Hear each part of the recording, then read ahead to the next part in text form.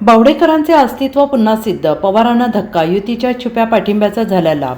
महापालिकेच्या प्रभाग क्रमांक 14च्या निवडणुकीकडे सगळ्यांच्या नजरा लागल्या होत्या. 4पैकी 3 उमेदवार निवडून आणण्यात भाजपला यश आले. मात्र शिंदे सेनेचे उमेदवार युवराज बावडेकर यांनी 716 मतांनी मिळालेला विजय भाजपाचे पृथ्वीराज पवार यांना धक्का दिला.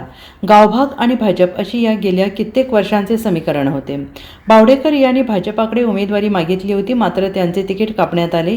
विजय साळुंखे यांना उमेदवारी जाहीर करण्यात आली. त्यामुळे ऐनवेळी बावडेकर यांनी शिंदे शिवसेनेकडून मैदानात उतरण्याचा निर्णय घेतला.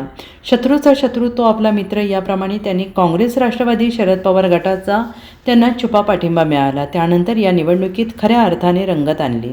एकाच एक लढत झाल्यास या काटा लढतीकडे सगळ्यांच्या नजरा होत्या. भाजपने सुद्धा 4ही उमेदवार निवडून आणण्यासाठी प्रचारासाठी कुमक उतरवली.